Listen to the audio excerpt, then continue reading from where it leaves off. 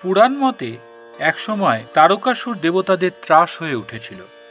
ব্রহ্মা, বিষ্ণু ও দেবতারা জানতেন শিবের পুত্র ছাড়া তারকাসুরকে পরাজিত করা অসম্ভব। কিন্তু শিব তখন গভীর তপস্যায় নিমগ্ন। দেবী পার্বতীর তপস্যা ও দেবলোকের প্রার্থনা শেষে শিবের দেহ থেকে এক প্রচণ্ড তেজস্ফুলিঙ্গ নির্গত হয়।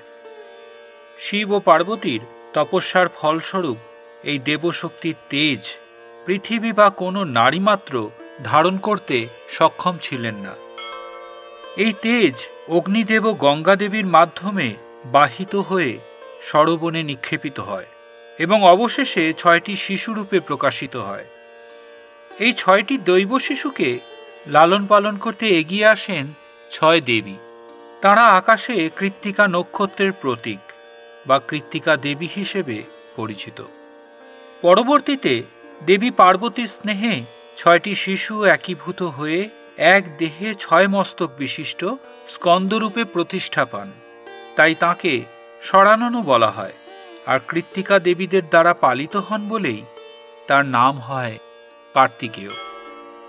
কার্তিকেয় বা স্কন্দের জন্মের মূল উদ্দেশ্য ছিল দানব তারকাসুরকে পরাজিত করা। তিনি সেনা অধিনায়ক হিসেবে দেবতাদের নেতৃত্ব দিয়ে তারকাসুরকে বধ করেন এবং ধর্মের প্রতিষ্ঠা করেন। তাই তিনি দেবসেনাপতি নামেও পরিচিত। দেবসেনাপতি কার্তিকেয় জ্ঞান, শৌর্য ও আত্মসংযমের প্রতীক। তাঁর বাহন ময়ূর। পুরাণ অনুযায়ী কার্তিকেয়র 2 পত্নী, ইন্দ্রদেবের কন্যা দেবসেনা এবং ভূমিদেবীর কন্যা বল্লী। হিন্দু বিশ্বাস মতে কার্তিকেয়র আরাধনায় শুধু যে সন্তান লাভ হয় তা নয়, সংসারের শ্রীবৃদ্ধিও ঘটে। কার্তিকেয়র সঙ্গে বীরত্বের সম্পর্ক থাকায় দেবসেনাপতির আরাধনায় যশ ও বল প্রাপ্তি হয়। দক্ষিণ ভারতে কার্তিকেয়র উপাসনা মুরুগন বা কুমারস্বামী নামে প্রচলিত। বঙ্গে বিশেষ করে মহিলারা কার্তিক মাসের সংক্রান্তিতে কার্তিক ব্রত পালন করেন।